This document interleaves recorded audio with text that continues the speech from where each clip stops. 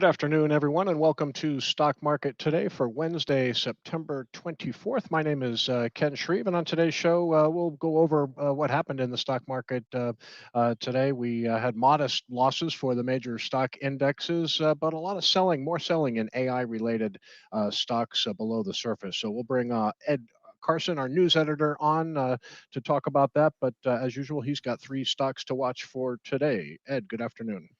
Good afternoon. I want to take a look at Astera Labs, Quanta Services, and Broadcom. All right, let's do that. First, I'm going to bring up a chart here of the. Uh, let's see here. God.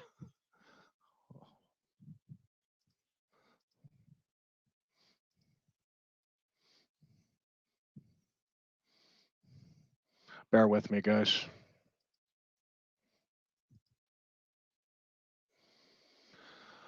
All right, Ed. Well, I mentioned modest losses for the major stock indexes. Taking a look at the Nasdaq Composite, I have to say a pretty respectable performance today. Looks like we got slightly lower volume, but again, a lot of selling below the surface, but pretty good performance as the Nasdaq holds support at the 10-day moving average here. Yeah, I think all the major indexes found support of the 10-day line and bounced off of that, or close to the 10-day line, bounced off of that. And even the Russell found support there. So it was like, yeah, it was not. Look at the indexes, and you're not going, oh, that's fine. In fact, you could say it's constructive because maybe we're getting a little extended on the Nasdaq, and so maybe just a little, and so just coming back just a little is maybe just to take a little air out of the balloon, kind of as it were. But yeah, so things are underneath the surface. But look at the indexes; they're fine. The uptrend is still solidly in place. Yeah, so don't be too quick to rush for the exits here. If you've got some AI stocks and you've got some big gains, probably nothing wrong with trimming back some of those big winners, particularly in the AI space. You mentioned the Russell 2000. Most of the major stock indexes were down by about the same amount. Russell 2000 did lag down about 9/10%, but stopped right near the 10-day moving average, just like the rest of the indexes here. Let's take a look at RSP. I saw breadth was negative for most of the day. By less than 2 to 1 negative on both exchanges, but RSP still, fighting a good fight here, trading right near its short-term support levels. It was down mostly in line with the market cap weighted S&P today.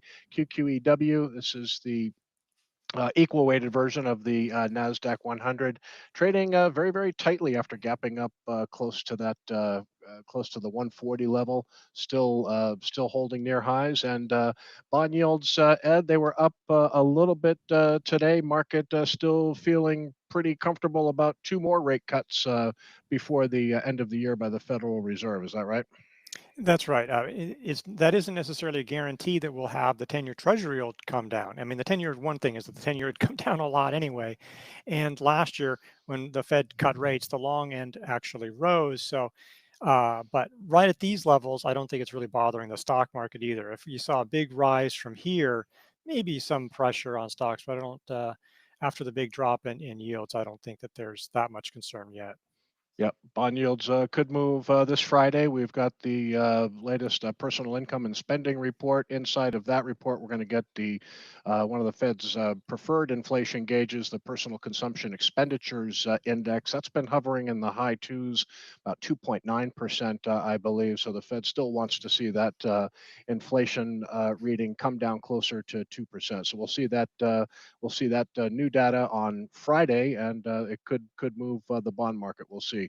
And we've been talking a lot about the outperformance of growth stocks, and FFTY is one of our proxies, for the health of leading growth stocks.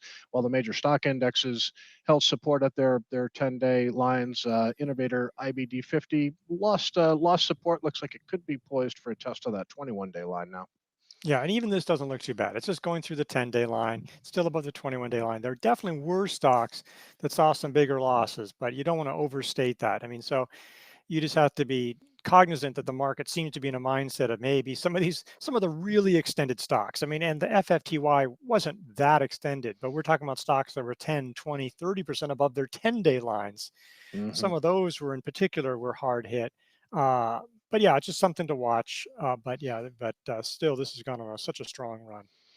Our senior market strategist, Mike Webster, often talks about the 21-day line in relation to the Nasdaq and the S&P 500, very key support level to watch. But Ed, for leading growth stocks, that 21-day line has emerged as a pretty important support level as well. Yeah, absolutely. And there's definitely some violated that, but not FFTY. And aside from one little spot there a month ago, really respected the 21-day line almost the entire rally. Yeah, the only real bad break of the 21-day line that comes to mind today, and we're going to talk about ALAB in just a second, but yeah, that's on our agenda here. So FFTY holding well. Take a look at SMH. This is the semiconductor VanEck semiconductor ETF. This is still showing a ton of strength as well. Yeah, not any weakness here. It is interesting because there are some names that were down, and like Micron and I think Nvidia was down somewhat, but still held up very well. So a lot of strength here. Yep, no doubt about it. IGV, this is our software, enterprise software ETF. Looks to be close to a test of the 10-day moving average, and then a big day for Alibaba. This is a stock that I do own personally, gapping up on aggressive AI spending plans, and that helped KWeb, which is a popular China ETF, still showing a lot of strength here, back above the 10-day moving average. That was up 2.4% today. So I assume a lot of that has to do with Alibaba. That's a big holding in KWeb, along with Tencent Holdings, TCEHY. All right, well, let's take a look at ALAB, because I pulled this up just a second ago, because it is a stock that did fall sharply below the 21-day line after some selling yesterday. But I'll tell you, the three declines before today, actually pretty orderly. The stock did give up a lot of ground, but it managed to close off lows most of those days. Came down to the 200 level today and found support, at least for now, at that round number. Yeah, and so this is where because it's not broken. I mean, it's damaged, but it's not broken by any means. I mean, if it got below the 50-day line significantly, then you'd have to be worried. And heavy volume on a couple of these days.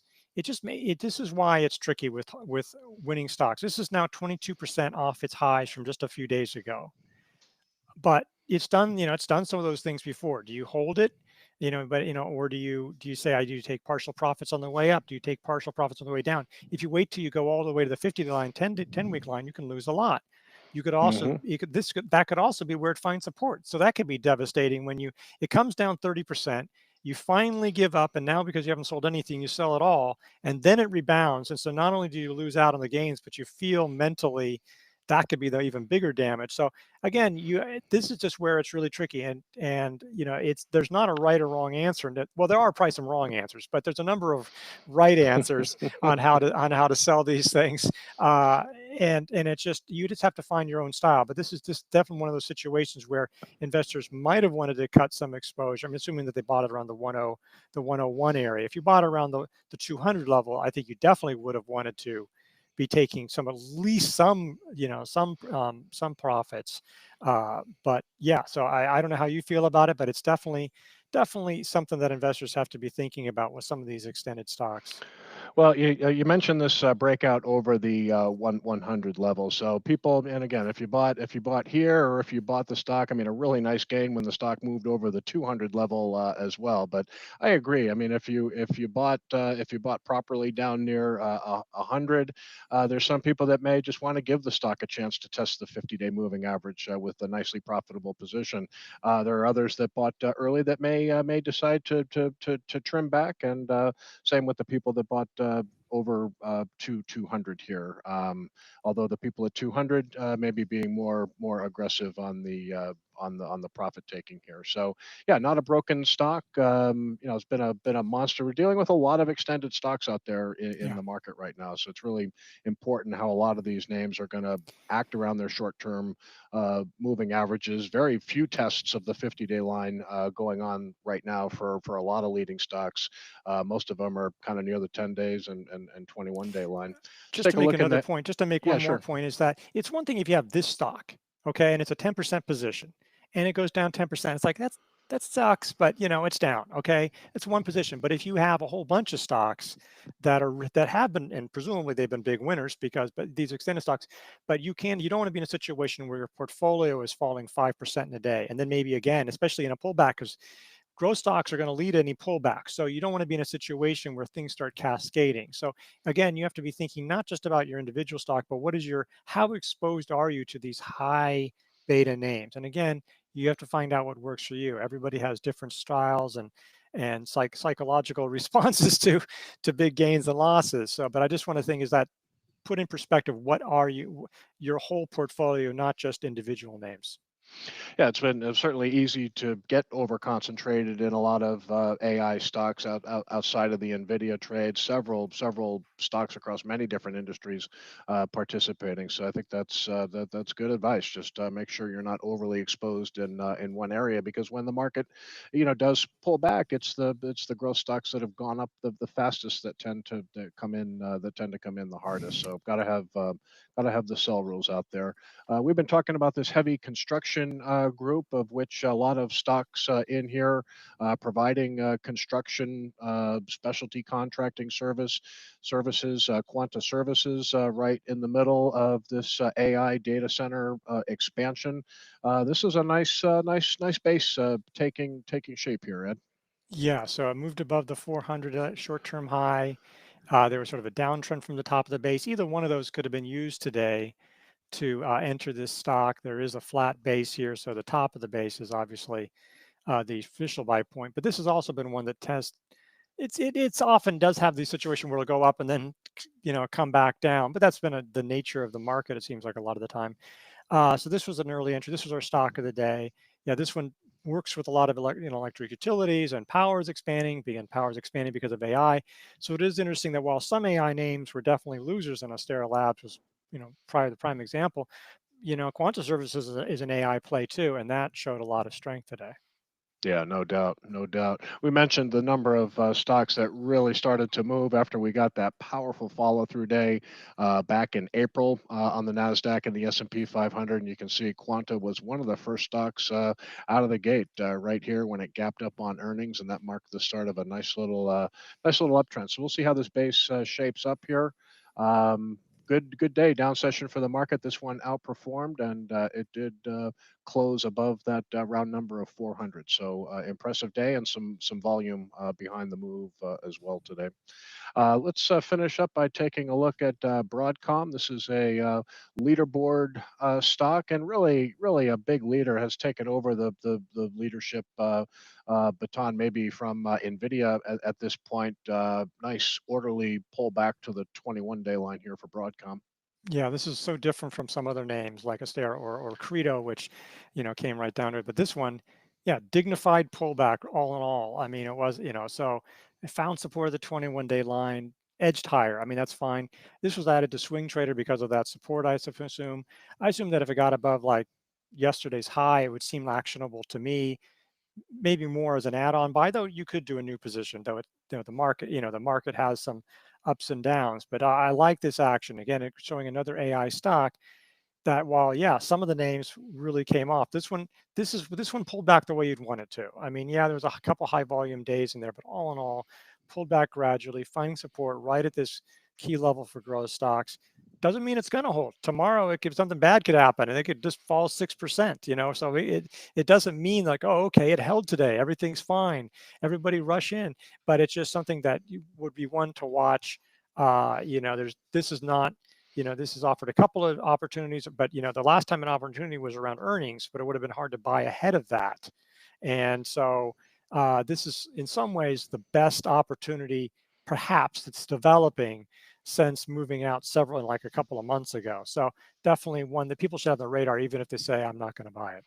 Yeah. Well, one of the big rules that IBD follows, Ed, as you well know, is we do look at the action of leading growth stocks in the market to give us an idea of how healthy the broad market is. And again, just going back to the Nasdaq and seeing this, pretty orderly test right now of the 10-day moving average. Even though we've seen some leading stocks come under pressure here, we haven't seen enough as evidence to start aggressively raising cash here. Is that would you agree with that statement? Yeah, I mean, I think that maybe just take, might consider taking some partial profits, and definitely do not let don't buy extended, don't let losses build. But yeah, this is still, I think investors should still be pretty heavily invested. Maybe just take off like Arnie Gutierrez's Giddy meter, just step it back, just a step back or two. But things are still going very well. Yeah, and that might mean if you were 100% invested or 90% invested headed into this week, and you trim back some winners, maybe that knocks you down to 80%, 90%, something like that. So you still Yeah, have exposure if this uptrend is gonna continue to gain steam. So, all right, Ed. Well, I appreciate that very much. Thanks again for your insight. It's going to be Ed and Lexi tomorrow as we get used to a slightly different stock market today schedule. So Ed and Lexi, SMT tomorrow. And Ed, again, appreciate it. Thanks a lot. thanks, Ken. All right. And that'll do it for today. So we appreciate you watching. I'm going to be in the host chair tomorrow morning for IBD Live. So be sure to join us. If you haven't already, you can go to investors.com/, IBD Live for more information. It's our hour and a half stock market show every morning. Gets underway just before the market open at 9:30 a.m. Eastern time. We talk about sector trends, leading stocks, actionable stocks. So lots of good information. Hope to see you there tomorrow morning. And that'll do it for today. Thanks a lot for watching. We'll see you back here tomorrow.